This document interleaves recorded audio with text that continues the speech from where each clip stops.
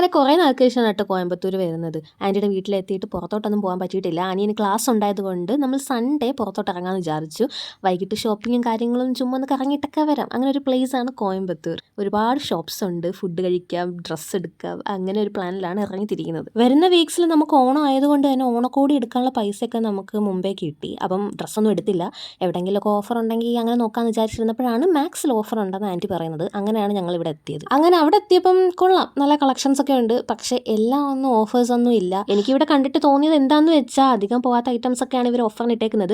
ചിലതൊക്കെ extra small സൈസാണ് കൂടുതലും ഡ്രസ്സസ് ഒക്കെ ഓഫറിനുള്ളത്. അതുകൊണ്ട് എനിക്കിതൊന്നും എടുക്കാൻ പറ്റത്തില്ല.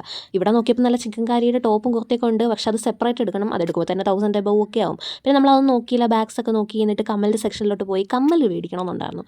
ഇതാകുമ്പോൾ നല്ല അടിപൊളി ഇയറിങ്സ് ഒക്കെ കിട്ടും. നല്ലപോലെ നമുക്ക് വെസ്റ്റേൺ ഔട്ട്ഫിറ്റ്സിൻ്റെ കൂടെ ഒക്കെ പെയർ ചെയ്യാം. അങ്ങനെ കുറച്ച് ഇഷ്ടപ്പെട്ട കമ്മലുകളൊക്കെ ഒന്ന് വെച്ച് നോക്കുമ്പോൾ നമുക്ക് സ്യൂട്ട് ആവില്ല എന്നറിയല്ലോ. അങ്ങനെ നോക്കിയപ്പോഴാണ് ഈ ഒരു കമ്മൽ. ഇത് ഭയങ്കര ഇഷ്ടപ്പെട്ടു, പക്ഷേ എടുത്തില്ല.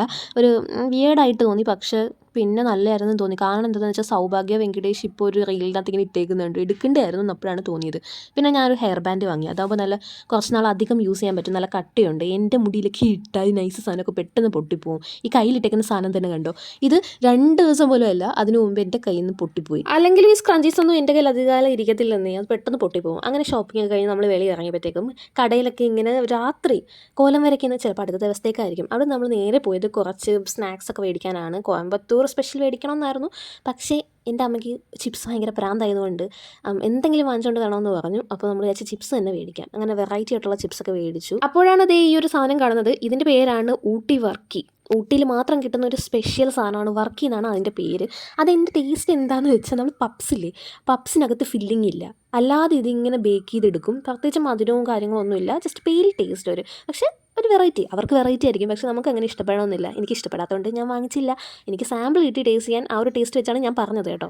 അത് കഴിഞ്ഞ് ജിഗർദണ്ഡ കുടിക്കാൻ പോയി. ഞാനൊരു ജീവിതത്തിൽ ഇതുവരെ കഴിച്ചിട്ടില്ലാത്ത ഐറ്റമാണ് കേട്ടോ. അങ്ങനെ അതിഭയങ്കരമായ എക്സ്പെക്റ്റേഷൻ വെച്ച് ഞാൻ ജിഗർദണ്ഡ വാങ്ങി. ജിഗർദണ്ഡ കുടിച്ച് നോക്കിയപ്പോൾ എനിക്ക് മനസ്സിലായത് എന്താണെന്ന് വെച്ചാൽ, നമ്മുടെ പായസം, നമ്മുടെ സേമിയ പ്ലസ് അട, അത് ശർക്കരയിട്ട് കിട്ടിയാൽ എങ്ങനെ ഇരിക്കും, ആ ഒരു സെയിം സാധനം. അതിനകത്തൊരു സ്കൂപ്പ് ഐസ്ക്രീമും കൂടെ.